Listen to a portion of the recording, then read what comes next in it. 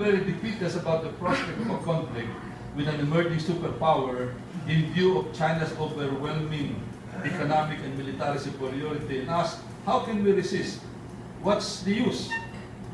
My answer is, of course, first, it is our constitutional duty to defend and protect our territorial integrity. We reaffirm this Monday every time we sing our national anthem, sa manlulupig, sabi natin, sa manlulupig, di ka pasisiil. And I'm happy that General Tapia mentioned this. And second, it is not an entirely losing proposition to confront a giant. History and the Bible are replete with stories of smaller forces winning a conflict with or successfully resisting a much bigger force, both in the battlefield and in the geopolitical arena. In fact, there's a new book now. You remember the book Tipping Point by Malcolm Gladwell, a bestseller about 12 years ago. He came out with another book. The title of the book is Goliath, and this time he focused on the usual conflict in the area of business, military, the David and Goliath conflict, and he made a study. According to him, a study was made throughout the history of warfare with respect to a country which is 10 times bigger than another country. If the two would meet in a conventional arena, 80% of the time, the bigger country will win. So, 5-1 ang advantage of bigger country. It doesn't, so what's saying is that in a conventional confrontation, even a small country has a chance, however small, of winning against a big country. However, if that small country would use the unconventional, the asymmetric, the David kind of warfare, the odds all of a sudden become tilted in favor of the smaller country. And the statistics are very favorable. More than 60% of the time, if this much smaller country on a 10-to-1 basis would use asymmetric warfare, more than 60% of the time, the smaller country will win. Population-wise, we are 1/10 of the population of China, so we are within this 60% winning range if we employ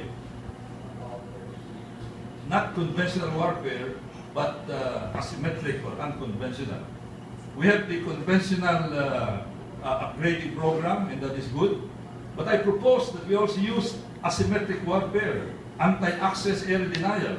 We cannot match a military power, frigate for frigate or fighter plane for fighter plane, then let's use that as target practice. But we can easily afford a few hundred cruise missiles to target intruders within our exclusive economic zone. And the example that I'm citing is as an example only. There may be other brands. Land-based supersonic cruise missiles like the BrahMos deployed in the patches of Palawan, Mindoro, and Luzon. And the BrahMos is one of the most feared missiles, I understand. It's a supersonic cruise missile, faster than the Tomahawk, which is subsonic. It can be launched from submarines, ships, aircraft, or land. It is a joint venture between India and the Russian Federation's NPO.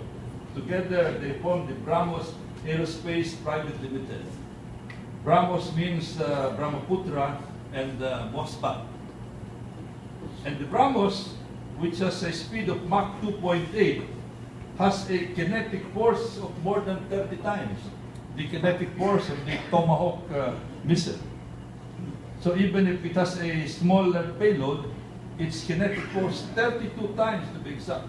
It's a very powerful missile that can ably protect our exclusive economic zone with a range of about 200 kilometers. And a swarm of missile boats similar to the Hayabusa class missile boats of Japan. This is about 40 to 45 meters long. 4 missiles that have a range of about 40 to 50. They're not designed for maneuvering. They're small, maybe too small to really maneuver in the South China Sea area, but they can be there, hiding in the coastline, waiting for ambush. And even the MPAC that the Philippine Navy has acquired already, and they're acquiring 3 more, with a budget of about 90 million pesos per per ship, per mission, per boat, can be easily handled by our Philippine budget. So this is one example that I said, a swarm. And I'm very happy to note that the former SIGPAC of the United States Navy agreed with this recommendation that instead of a conventional navy, it's good to have a conventional navy, but a swarm kind of navy